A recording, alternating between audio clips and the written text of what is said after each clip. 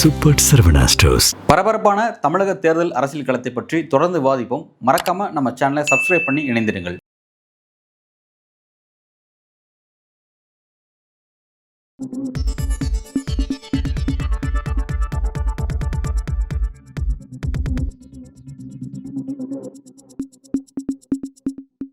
வணக்கம். இன்றைக்கு நம்முடன் அரசியல் பேசுவதற்காக இணைந்திருக்கிறார் திராவிட வெற்றி கழகத்தின் முதன்மை செயலாளர் திரு வல்லம் பஷீர் அவர்கள். சார் வணக்கம். வணக்கம் சார், இன்றைக்கு ஒரு முக்கியமான ஒரு அரசியல் திருப்பம். தேமுதிக கிட்டத்தட்ட தேமுதிக எந்த அணிக்கு போகும் அப்படின்னு சொல்லிட்டு கிட்டத்தட்ட ஒரு 2 மாதத்துக்கு மேல டிஸ்கஷன்ல இருந்துச்சு அப்படின்றத பார்த்தோம். கட்சி துவங்கி கிட்டத்தட்ட 20 வருஷம் ஆயிடுச்சு. இந்த 20 வருஷம் கிட்டத்தட்ட ஃபர்ஸ்ட் டைம் திமுக கூட்டணியோட அவங்க இணைஞ்சிருக்காங்க அப்படிங்கிறது முக்கியமான விஷயம். 10 வருஷத்துக்கு முன்பு 2016 பலன் நழுவி பால்ல விழுந்து எதிர்பார்த்தாங்க. ஆனா இன்னைக்கு பிரேமலதா அது தேன் கலந்த பால்ல விழுந்திருக்கு அப்படின்னு சொல்லி விளக்கம் கொடுத்து இன்னைக்கு அதுல இணைஞ்சிருக்காங்க. எப்படி பாக்குறீங்க? தேமுதிக நீண்ட நாட்களுக்கு பிறகு ஒரு சரியான முடிவை எடுத்திருக்கிறது. அந்த கட்சிக்கு மீண்டும் உயிர் கொடுக்கப்பட்டிருக்கிறது என்றுதான் இன்றைய நிகழ்வு செய்தி பகிர்கிறது. குறிப்பாக ஈசா யோகா மையத்தில் அண்மையிலே நடந்த சிவராத்திரி விழாவில் பங்கேற்றிருந்தார் பிரேமலதா அம்மையார் அவர்கள். அப்போது நான் உட்பட பலரும் கருதிய செய்தி என்னவென்று சொன்னால், பாஜக ஏதோ ஒரு திட்டத்தை வகுத்து கொண்டிருக்கிறது, அந்த திட்டத்துக்கு ஏற்ப இன்றைய சந்திப்புகள் நடந்திருக்கிறது ஈசா யோகா மையத்தில் வைத்து என்றுதான் புரிந்து கொண்டேன். ஆனால் பாஜகவினுடைய வியூகத்தை இன்றைக்கு தமிழ்நாட்டினுடைய முதலமைச்சர் முனைமலுங்க செய்து விட்டார். கடைசி நேரத்தில் ஒரு வெற்றியை கூட்டணி பேச்சுவார்த்தையில் பெற்று வந்திருக்கிறார் முதலமைச்சர் என்றுதான் நான் புரிந்து கொள்கிறேன். குறிப்பாக அதிமுக மீது அவநம்பிக்கை தேமுதிகவுக்கு நெடுங்காலம் ஆகிவிட்டது. இந்த மாநிலங்களவை ஒதுக்கீட்டிலேயே அதிமுகவினுடைய நம்பகத்தன்மையை கேள்விக்குறியாக்கிவிட்டது தேமுதிக. ஆனால் பாஜக மீது ஒரு நம்பிக்கை தேமுதிக தரப்பிலிருந்து வெளிப்பட்டதாகத்தான் செய்திகள் உலா வந்தன. மாவட்ட செயலாளர்கள் கூட்டத்தில் பேசுகிற போது கூட அப்படிப்பட்ட கருத்துக்கள் தான் வெளிப்பட்டிருக்கின்றன. ஆனால் மாவட்ட செயலாளர்கள் ஒட்டுமொத்தமாக திமுக கூட்டணிக்குத்தான் போக வேண்டும் என்றுதான் கருதி இருக்கிறார்கள். அதை இன்றைக்கு பிரேமலதா அவர்களே சொல்கிறார். அன்றைக்கு மாவட்ட செயலாளர் கூட்டத்திலேயே நடந்தவற்றை பலர் பேசுகிற போது, திமுக கூட்டணியில் இருந்தால் மட்டும்தான் 2011 பெற்ற வெற்றியை பெற முடியும் என்று எல்லோரும் பேசியதாகத்தான் செய்திகள் வந்தன. ஒரு கொள்கை, கோட்பாடு, தத்துவம் இது இல்லை என்று சொன்னாலும் கூட ஒரு கரிஸ்மேட்டிக் லீடர்ஷிப் இல்லாமல் ஒரு கட்சியை நடத்துவது என்பது மிகப்பெரிய சிரமத்துக்குள்ளான பணி. விஜயகாந்த் இருந்தார். விஜயகாந்தை நம்பித்தான் இந்த கட்சி. விஜயகாந்த் இல்லாத போது ஒரு கொள்கையோ சித்தாந்தமோ அந்த கட்சியை வழிநடத்த வேண்டும். பிரேமலதா அம்மையார் கடைசியாக ஒரு மாநாட்டில் பேசுகிற போது சொல்கிறார், உங்களுக்கு என்ன கொள்கை என்று எல்லோரும் கேட்கிறார்கள், வெற்றிதான் கொள்கை என்று சொன்னார். வெற்றி தோல்வி என்பது கொள்கையாக இருக்க முடியாது. அது அரசியலில் கொள்கை பயணத்தில் ஒரு சம்பவம் தான், ஒரு சகாப்தம் தான். அதுவே ஒட்டுமொத்தமாக கொள்கை கோட்பாடு என்று வைத்துக் கொள்ள முடியாது. தத்துவம், கோட்பாடு, கொள்கை இவையெல்லாம் வெற்றி தோல்விக்கு அப்பாற்பட்டது. ஆனாலும் அவருக்கு வெற்றி தேவைப்படுகிறது என்பதை அப்படி வெளிப்படுத்தினார் என்றுதான் அதை புரிந்து கொள்ள வேண்டும். அப்போ அந்த கட்சிக்கு 2011 பிறகு எந்த வெற்றியும் இல்லை. அதிமுகவோடு கூட்டணி வைத்து கடந்த தேர்தலில் வெற்றி பெற முடியவில்லை. 2016 இந்த கூட்டணி அமையப்பெற வேண்டிய கூட்டணி. தேமுதிக துவங்கியதிலிருந்து இன்று வரை எந்த தேர்தலிலும் திமுகவோடு அங்கம் வகித்ததே கிடையாது. இதுதான் முதல் முறையாக திமுகவோடு அங்கம் வகிக்கிற தேர்தல். 2016 விஜயகாந்த் எதிர்கட்சி தலைவர் என்கிற நிலையிலிருந்து குறைந்தபட்சம் அந்த எதிர்கட்சி தலைவர் அந்தஸ்தை தக்க வைத்துக் கொள்வதற்கான வாய்ப்பை திமுகவோடு இருந்திருந்தால் உருவாக்கி இருக்க முடியும். ஆனால் வைகோவினுடைய பேச்சை கேட்டு பழம் நழுவி பாலில் விழும் என்று சொன்ன கலைஞரினுடைய கூற்று அன்றைக்கு பொய்யானது. நீங்கள் எதிர்கட்சி தலைவர், தமிழ்நாட்டினுடைய முதலமைச்சராக உங்களை நாங்கள் உருவாக்குகிறோம், முதலமைச்சர் வேட்பாளர் என்று உங்களை நாங்கள் அறிவிக்கிறோம், வாருங்கள் என்று வைகோ அழைத்ததனுடைய பேரில் வைகோவினுடைய பேச்சை நம்பி அன்றைக்கு விஜயகாந்த் வந்தார். இதனால் தான் 2016 திமுகவும் வெற்றி பெற முடியாமல் போனது. தேமுதிகவும் அரசியல் ரீதியாக அடுத்த கட்டத்துக்கு நகர முடியாமல் தடைபட்டு ஒரு தேக்க நிலைக்கு போனது. இப்போ அதன் பிறகு தொடர்ச்சியாக தோல்வி பெறுகிற அணியில் இடம்பெறுவது, தவறான முடிவுகள், இவை அந்த கட்சியை சிதைத்து போட்டிருக்கிறது என்றுதான் புரிந்து கொள்ள வேண்டும். இப்போது ஒரு நம்பிக்கை ஒலிக்கீற்றை பெறுவதை போல ஒரு நம்பிக்கைக்குரிய கூட்டணிக்கு, வெற்றி கூட்டணிக்கு வந்திருக்கிறார்கள். 6+1 7+1 என்றெல்லாம் பேச்சுவார்த்தை நடந்திருப்பதாக செய்தி. ஆனாலும் மாநிலங்களவை ஒன்று உறுதியாக கிடைக்கும் என்றுதான் நான் நம்புறேன். ஏன்னா மாநிலங்களவையை குறிவைத்து மாநிலங்களவையில் இடம்பெற வேண்டும், டெல்லிக்கு தங்களுடைய கட்சி பிரதிநிதித்துவத்தை அனுப்ப வேண்டும் என்கிற நிலையில் இருந்துதான் பிரேமலதா அம்மையார் அவர்கள் இந்த முடிவை எடுத்திருப்பார் என்றுதான் நான் புரிந்து கொள்கிறேன். யார் மீது எந்த தேர்தலில் அவநம்பிக்கை வந்ததோ அதற்கு எதிராகத்தான் இந்த முடிவை அவர் எடுத்திருக்கிறார். எனவே இந்த நம்பிக்கையை முதலமைச்சர் காப்பாற்றுவார் என்று அவர் நம்புகிறார். முதலமைச்சர் காப்பாற்றியும் இருக்கிறார். சுதர்சன நாச்சியப்பனை காங்கிரஸ் சார்பில் மாநிலங்களவைக்கு அனுப்பியது திமுக தான். டி.கே. ரங்கராஜனை மார்க்சிஸ்ட் கம்யூனிஸ்ட் கட்சியின் சார்பில் நாடாளுமன்றத்துக்கு அனுப்பியது திமுக தான். கமலை அண்மையில் நாடாளுமன்றத்துக்கு அனுப்பியது திமுக தான். மதிமுகவினுடைய பொதுச் செயலாளர் வைகோவை நாடாளுமன்றத்துக்கு அனுப்பியது திமுக தான். இப்படி மாநிலங்களவையில் திமுக அனுப்பிய பட்டியல், கூட்டணி சார்பில் அனுப்பிய பட்டியல், நெடிய பட்டியல். அன்புமணி ராமதாஸையே முதல் முறை ஒன்றிய அமைச்சர் பொறுப்பேற்பதற்கு மாநிலங்களவைக்கு அனுப்பியதும் திமுக தான். அந்த வரிசையில் தேமுதிகவையும் திமுக உறுதியாக அனுப்பும் என்றுதான் நான் நம்புகிறேன். தேமுதிக இந்த இடத்துக்கு எப்படி வந்துச்சுன்னா, மாவட்ட செயலாளர்கள் அவங்க உள்மட்டத்தில் பேசின விஷயங்களை பிரதிபலிச்சிருக்கான்னு நீங்க சொல்றீங்க. நம்ம அரசியல வெளிப்படையா பேசலாம்னு நினைக்கிறேன். திமுக மீது உங்களுக்கு ஒரு கரிசனை இருக்கலாம். அதனால இந்த அணிக்கு வந்ததால நீங்க உங்களுக்கு ஒரு பாராட்ட சர்டிபிகேட் கொடுக்குறதா நான் எடுத்துக்கிறேன். வெளிப்படையா பேசணும்னு சொல்லி சொன்னோம்னா, திமுகவுடைய அமைச்சர், சிட்டிங் அமைச்சர் ராஜகண்ணப்பனே சொன்னாரு, அவங்க ரெண்டு பக்கமும் பேசுறாங்கன்னு சொல்லி வெளிப்படையா சொன்னாங்க. அதே மாதிரி அதிமுக தரப்புலையும் சொன்னாங்க. ரைட். அப்படி இருக்கும் பொழுது ரெண்டு பக்கம் பேசினவங்க இதுதான் சரியான முடிவுன்னு சொல்லி இந்த பக்கம் வந்ததுக்கான காரணம் என்ன? எப்படி அந்த அணி என்டிஏ தவற விட்டாங்க? என்ன நடந்தது? இல்ல, அதாவது நீங்க வெளிப்படையாக பேசுகிறேன் என்று சொல்லி என்னுடைய வார்த்தைக்கு முலாம் பூச நினைக்கிறீர்கள். நான் நடந்தவற்றை சொல்கிறேன். அதிமுகவில் ஒரு அவநம்பிக்கை தேமுதிக தரப்பிலிருந்து வெளிப்படுது. அந்த அவநம்பிக்கையினுடைய வெளிப்பாடுதான் இந்த முடிவுக்கு அவர்கள் வந்ததற்கு காரணம். ஆனால் மாவட்ட செயலாளர்கள் கூட்டத்தில் ஏகோபித்த மாவட்ட செயலாளர்கள் சொன்னது என்பது உண்மை. நீங்க இதுல ஒரு விஷயத்தை வெளிப்படையா பேசணும்னு சொன்னதுனால நான் சொல்றேன். மாவட்ட செயலாளர்கள் சொன்னதும் உண்மை, அதிமுக மீது அவநம்பிக்கையில் அந்த கட்சி இருந்ததும் உண்மை. ஆனா என்ன ஒரு புதிய சம்பவம் இன்னைக்கு அரங்கேறி இருக்குன்னா, முதல் முறையாக கட்சியினருடைய குரலுக்கு செவிமடுத்திருக்கிறார் பிரேமலதா. வழக்கமா அந்த அம்மாவே முடிவெடுப்பாங்க. யார் முடிவையும் கேட்க மாட்டாங்க. யாருடைய கன்சல்டேஷனும் பரிந்துரைக்கு ஏற்கப்படாது. யாருடைய ஆலோசனைகளும் பரிந்துரைக்கு ஏற்கப்படாது. ஆனா முதல் முறையாக அந்த பரிந்துரைக்கு ஏற்கப்பட்டிருக்கு. மாவட்ட செயலாளர்களுடைய கருத்தை கருத்தில் கொண்டு இந்த முறை கூட்டணி அமைச்சிருக்கிறாங்க அப்படிங்கிறது நடந்திருக்கு. ஏன் அந்த அணிக்கு போகல அப்படின்னா, அந்த அணிக்கு போவதற்கான சூழல் உருவாகவே இல்லைன்னு தான் நான் பாக்குறேன். எடப்பாடி பழனிசாமி பாட்டாளி மக்கள் கட்சியோடு கூட்டணி பேச்சுவார்த்தை நடத்தினாரா? இல்ல. எடப்பாடி பழனிசாமி பாட்டாளி மக்கள் கட்சியோடு பேச்சுவார்த்தை நடத்தாமல் பாஜக தான் பாட்டாளி மக்கள் கட்சியோடு பேச்சுவார்த்தை நடத்தியது. தினகரன் சேர்ந்தாரு. தினகரனோடு பேச்சுவார்த்தை நடத்தியது யாரு? அதிமுகவினுடைய பொதுச் செயலாளரா? இல்ல. மாறாக பாரதிய ஜனதா கட்சி பேச்சுவார்த்தை நடத்துச்சு. இப்ப தேமுதிகவோடும் பேச்சுவார்த்தை நடத்தியது பாரதிய ஜனதா கட்சி தான்.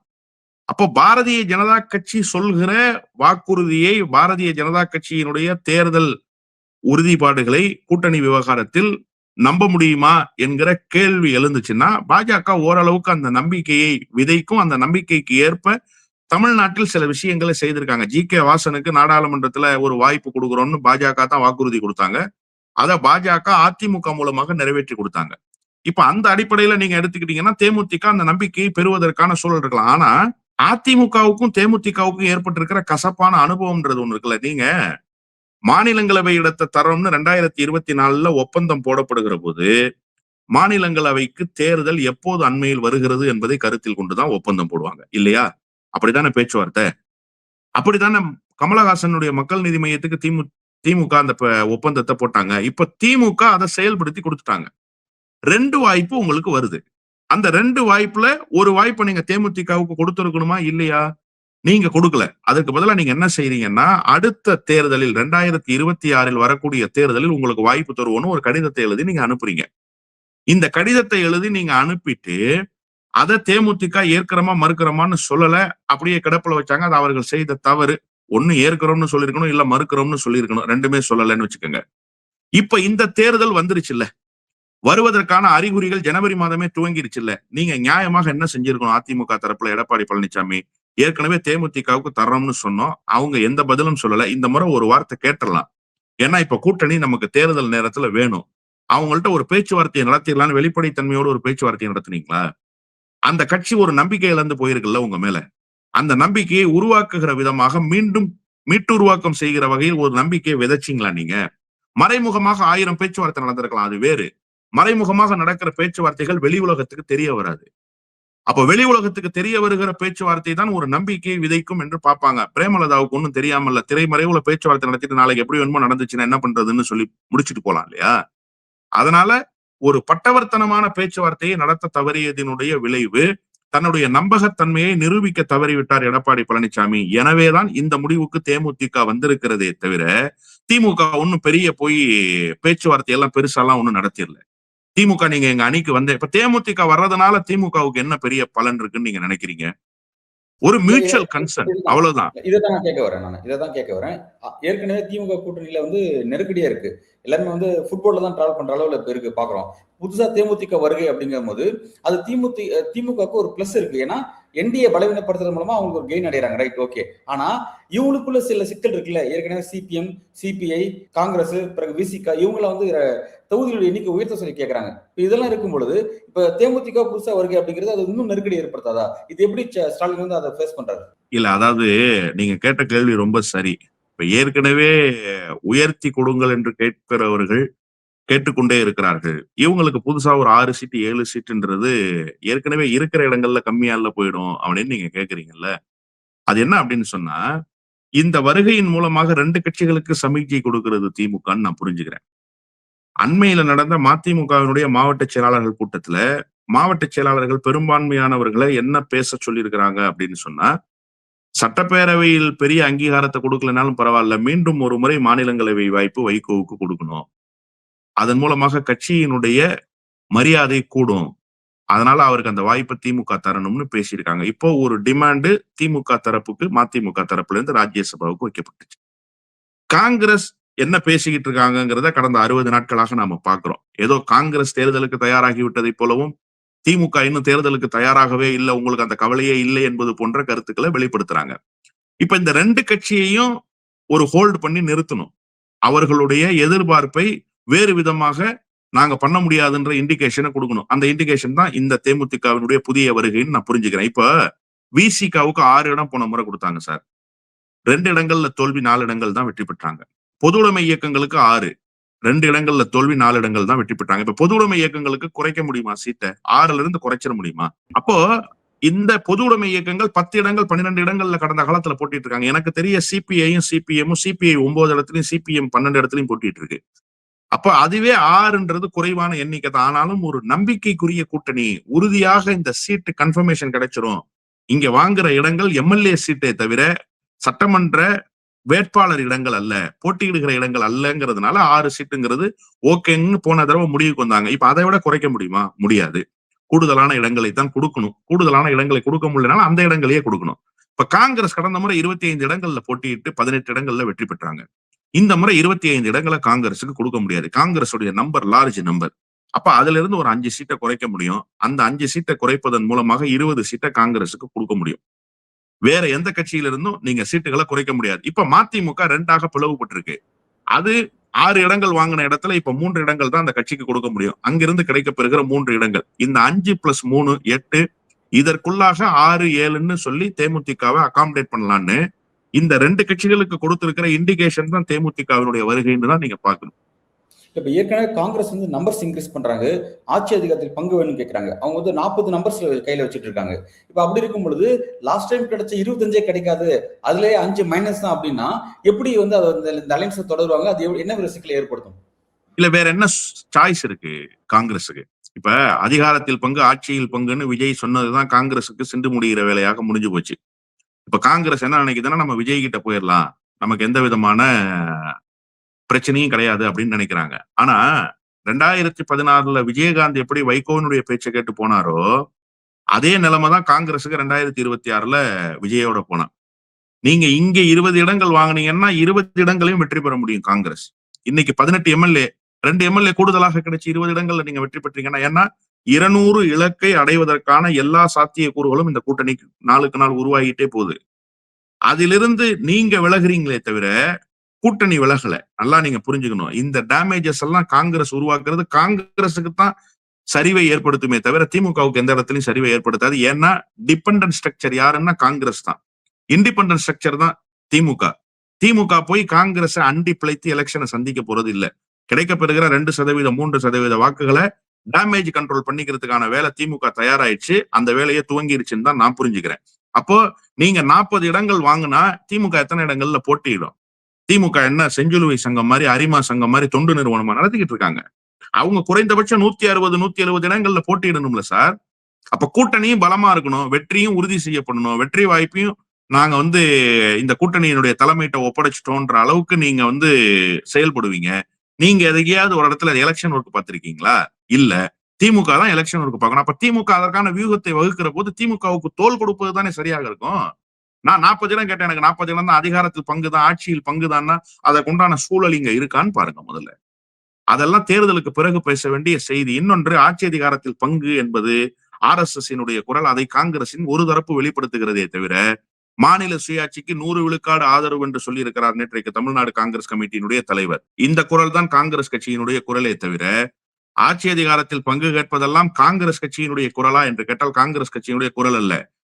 அகில இந்திய பொதுச் செயலாளர் தமிழ்நாடு காங்கிரஸ்க்கு வழிகாட்டுகிற இடத்தில் இருக்கிற KC வேணுகோபால் என்ன சொல்லியிருக்காரு? காங்கிரஸ்ல 1000 பேர் 1000 கருத்து சொல்லுவாங்க, அது காங்கிரஸ் கட்சியினுடைய கருத்து இல்லைன்னு சொல்லியிருக்காரு. எனவே தமிழ்நாடு காங்கிரஸ் கமிட்டி தலைவரினுடைய மாநில சுயாட்சிக்கு ஆதரவான கருத்து தான் காங்கிரஸ் கட்சியினுடைய கருத்து. மாநில சுயாட்சி என்றால் என்ன என்று காங்கிரஸ் கட்சிக்காரர்களுக்கு நன்றாகவே தெரியும். எனவே அதிகாரத்தில் பங்கு, ஆட்சியில் பங்கு, இதற்கெல்லாம் தமிழ்நாட்டில் வாய்ப்பே இல்லை. ஏற்கனவே நான் சொன்ன மாதிரி வந்து திமுக கூட்டணி வந்து ஆல்ரெடி ஃபுல்லா இருக்கு. அதுல வந்து நிக்கவே இடம் இல்லாத ஃபுல் போர்டு அடிக்கிற மாதிரி தான் இருக்கு அப்படின்னு பாக்குறோம். இதுல புதிதாக தேமுதிக போன்ற கட்சிகள் வருவது அப்படிங்கிறது இப்ப வந்து ஸ்டாலின் ஒரு கணக்கு போடுறாரு. அதாவது ஏற்கனவே 5 இருக்கும்போது கூடுதலா 2 பேர் சேர்த்து ஒரு 8 பேர் 10 பேர் அப்படின்னு சொல்லி நம்பர்ஸ் இன்க்ரீஸ் பண்ணிட்டே இருக்கிறது அப்படிங்கிறது, அது வந்து இவ்வளவு பேர் சேருவது வாக்கு பர்சன்டா கன்வெர்ட் ஆகுமா? அது வின் வின் அலைன்ஸா அது மாறுமா? சப்போஸ் இவ்வளவு பேரும் சேர்ந்து அரித்து வந்து ஒர்க் ஆகுமா, அல்லது அவருக்கே பாதகமா போய் முடிய வாய்ப்பு இருக்கு? அது எப்படி புரிஞ்சுக்கலாம்? இல்ல, நிச்சயமாக இது வந்து ஒரு வெற்றியை, இமாலய வெற்றியை தேடித்தரும். காரணம் என்ன அப்படின்னு கேட்டீங்கன்னா, நீங்க வந்து வருகை தருகிற கட்சிகளும் அதிமுக அணியை வீழ்த்த வேண்டும் என்பதற்காக வந்திருக்கிற கட்சிகள். அது கொள்கை ரீதியாகவும் இருக்கலாம், தனிப்பட்ட முறையிலும் இருக்கலாம். நான் வந்து எல்லாமே கொள்கை ரீதியா வந்திருக்காங்கன்னு சொல்ல மாட்டேன். இப்ப தேமுதிக தனிப்பட்ட முறையில் அதிமுக மீது ஒரு வெறுப்புணர்வோடு வந்திருக்கிற கட்சி. இப்ப அதிமுகவை வீழ்த்தணும்ன்ற களத்துல இருப்பாங்க. ஏன்னா நம்மள தேர்தல்ல அவங்க பயன்படுத்தி ஏமாத்தி இருக்கிறாங்க. நம்மை முழுமையாக பயன்படுத்தி கொண்டு நமக்கு எந்த விதமான வாய்ப்பையும் தராமல் மறுத்துட்டாங்கன்ற ஒரு வருத்தம் தேமுதிக தரப்புல இருக்கத்தானே செய்யுது. அது திமுகவுக்கு பலமாகத்தான் வந்து முடியும். ஏனைய கட்சிகள் விசிகாவாக இருக்கட்டும், பொது உடைமை இயக்கங்களாக இருக்கட்டும், முஸ்லீம் லீக், மனிதநேய மக்கள் கட்சி போன்ற கட்சிகளாக இருக்கட்டும், இவங்கெல்லாம் கொள்கை ரீதியாக திமுகவோடு நிற்கிறாங்க. சமூக நீதி களத்தில் நிற்கக்கூடியவர்கள், பாசிசத்தை வீழ்த்த வேண்டும் என்று நினைக்கக்கூடியவர்கள். மாறாக இன்னொரு மிக முக்கியமான செய்தி ஒன்று இருக்கிறது என்று சொன்னால், மாநில சுயாட்சிக்கு ஆபத்து வந்து விடக் கூடாது என்று கருதுகிறவர்கள் இவர்கள் எல்லாம் ஓரணியில நிற்கிறாங்க. அப்போ இது எல்லாம் சேர்ந்து ஒரு பலத்தை தருகிறது என்று சொன்னால், அது இமாலய வெற்றிக்குத்தான் பாதை சமைக்குமே தவிர எப்படி பின்னடைவை ஏற்படுத்தும்? எந்த இடத்துல டேமேஜ் உண்டாகும்? ஏதாவது ஒரு முரண்பாடு வந்தா டேமேஜ் உண்டாகும். இப்ப பாஜக மாதிரி சேர முடியாத கட்சிகளோடு சேர்ந்தா டேமேஜ் உண்டாகும். இல்லைன்னா நேரடி எதிரியாக இருக்கக்கூடிய யாரோடு சேர்ந்தா ஒரு டேமேஜ் உண்டாகும். தேமுதிக ஒன்னும் திமுகவை பெருசாக எதிர்க்கிற இடத்துல இருக்கிற வல்லமை பெற்றிருக்கிற கட்சி இல்லையே. பெரிய கொலாட்ரல் டேமேஜை திமுகவுக்கு கடந்த காலத்துல ஏற்படுத்தின கட்சி இல்லையே. இன்னும் சொல்ல வேண்டும் என்று சொன்னால், திமுக மீது தேமுதிகவுக்கு ஒரு கரிசனம் இருந்திருக்கிறதோ இல்லையோ, தேமுதிக மீது திமுகவுக்கு ஒரு கரிசனம் இருந்திருக்கு.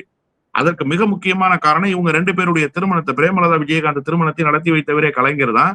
அண்மையில் மறைந்த விஜயகாந்த் அவர்களுக்கு அரசு சார்பில் மரியாதை செலுத்துகிற ஒரு சம்பவம். அதை எப்படி நிறைவாக தமிழ்நாடு அரசு செயல்படுத்தி கொடுத்தது, துணை முதலமைச்சர் எப்படி களத்தில் வந்து நின்றார் என்பதை பிரேமலதா அம்மையாரே சொல்லி இருக்கிறாரு. அப்போ ஒரு கன்சர்ன் இருக்கத்தானே செஞ்சிருக்கு தேமுதிகவின் மீது. இப்ப கூட ராஜ்யசபா கொடுக்க வேண்டிய அவசியம் எங்கிருந்து வந்தது? 7 சீட்டு 6 சீட்டு பேசி முடிச்சிருக்கலாம் தானே. ஆனாலும் ராஜ்யசபா அவங்களுக்கு கடந்த காலத்துல ஏமாற்றப்பட்டிருக்கு. அதை நாம செய்து கொடுக்கணும்ன்ற ஒரு கரிசனம் வெளிப்பட்டிருக்கிற காரணத்தால் இந்த கூட்டணியில் எந்த விதமான இடர்பாடுகளும் வராது என்றுதான் நான் உறுதியாக நம்புகிறேன். இது இமாலய வெற்றிக்குத்தான் பாதை சமைக்கும். ஓகே, தேமுதிகவோட வருகை அடுத்த கட்டமா திமுக அலைன்ஸ் எப்படி ஷேப் ஆக போகுது, இன்னும் வரும் நாட்கள்ல எப்படி களம் யாருக்கு சாதகமா அமைய போகுது, யார் வந்து களத்துல முந்த போறாங்க அப்படிங்கிறதெல்லாம் வரும் நாட்களை பொறுத்திருந்து பார்க்கலாம். உங்களோட வருகைக்கும் கருத்துக்கும் மிக்க நன்றி. நன்றி.